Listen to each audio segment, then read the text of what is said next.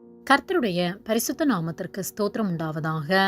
கர்த்தராகிய இயேசு கிறிஸ்துவின் நாமத்தில் உங்களுக்கு கிருபையும் சமாதானமும் உண்டாவதாக. இந்த நாளுக்குரிய தியானத்திற்கான தேவ வார்த்தை சகரியா அதிகாரம் 10 வசனம் 12.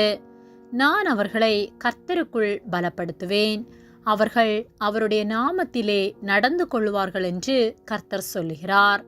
பிரியமானவர்களே, கர்த்தருடைய பிள்ளைகளாகிய நாம் இந்த கடைசி நாட்களில் வாழ்ந்து கொண்டிருக்கின்றோம். நாட்கள் பொல்லாதவைகளாக இருக்கிறபடியால் காலத்தை பிரயோஜனப்படுத்திக் கொள்ளுங்கள் என்று வேத வார்த்தை சொல்லுகிறது. அப்படியாக இந்நாட்களில் நாம் காலத்தை பிரயோஜனப்படுத்திக் கொள்கிறவர்களாய், கர்த்தருக்குள் ஒவ்வொரு நிமிடமும் அதிகமாய் பலப்படுகிறவர்களாய் இருக்க வேண்டும். சகரியா 10:12 நான் அவர்களை கர்த்தருக்குள் பலப்படுத்துவேன், அவர்கள் அவருடைய நாமத்திலே நடந்து கொள்வார்கள் என்று கர்த்தர் சொல்லுகிறார் என்று சொல்லப்பட்டுள்ளது. நாம் கர்த்தருக்குள் பலப்பட்டு அவருடைய நாமத்தை மகிமைப்படுத்துகிறவர்களாய், அவருடைய நாமத்தை பிரஸ்தாபப்படுத்தும் வகையில் நடந்து கொள்ள வேண்டும். மத்தேயு 24:24 ஏனெனில் கள்ள கிறிஸ்துக்களும் கள்ள தீர்க்கதரிசிகளும் எழும்பி கூடுமானால் தெரிந்து கொள்ளப்பட்டவர்களையும் வஞ்சிக்கத்தக்கதாக பெரிய அடையாளங்களையும் அற்புதங்களையும் செய்வார்கள் என்று சொல்லப்பட்டுள்ளது. நாம் வாழ்கிற இந்த காலம் உலகத்திற்கும் உலகத்தை சார்ந்த காரியங்களுக்கும் ஜனங்கள் அதிக முக்கியத்துவம் கொடுத்து அதை சார்ந்து அதிலே பலப்பட்டு கொண்டிருக்கின்றார்கள். பணம் சம்பாதிப்பதிலும் பொருள், சொத்து என இப்படி உலகத்தை சார்ந்த சம்பாத்தியங்களில் அதிக பிரிகம் வைத்து உலகத்தை சார்ந்த பொருட்களை வாஞ்சித்து அதற்கே முக்கியத்துவம் கொடுத்து வாழ்ந்து வருகின்றார்கள்.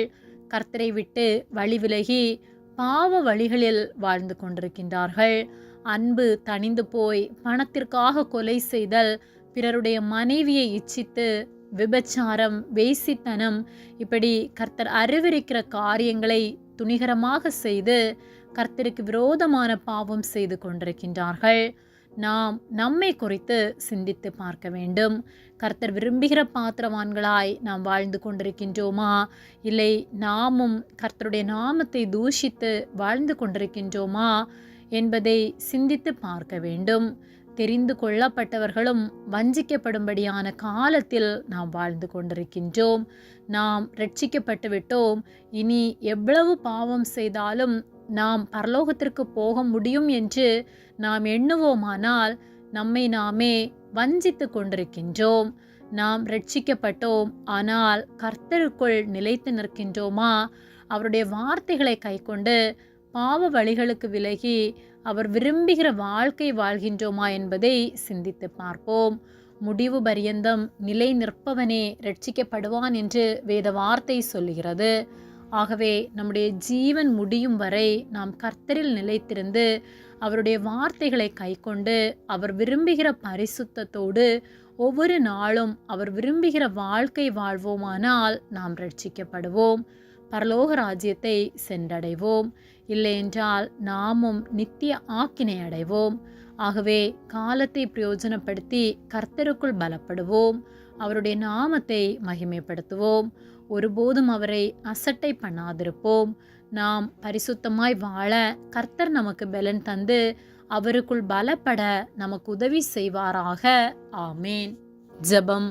எங்களை அதிகமாக நேசித்து வழி நடத்துகிற எங்கள் அன்பின் பரிசுத்த பிதாவே, இந்த நாளையும் நாங்கள் காணும்படியாக எங்களுக்கு நீர் ஜீவனை தந்த உம்முடைய அன்பிற்காக உமக்கு நன்றி செலுத்துகின்றோம். நாங்கள் தியானித்த வார்த்தையின்படியே நாங்கள் உம்மிலே அதிகமாய் பலப்பட, உமக்குள்ளாக நிலைத்திருக்க, உம்முடைய வார்த்தைகளை கைக்கொண்டு வாழ எங்கள் ஒவ்வொருவருக்கும் நீர் உதவி செய்யும்படியாய் ஜெபிக்கின்றோம். உதவி செய்கிற உம்முடைய அன்பிற்காக உமக்கு நன்றி செலுத்துகின்றோம். எங்களை உம்முடைய கரத்திலே ஒப்புக் கொடுக்கின்றோம். இயேசுவின் நாமத்தில் ஜெபிக்கின்றோம் ஜீவனுள்ள நல்ல பிதாவே.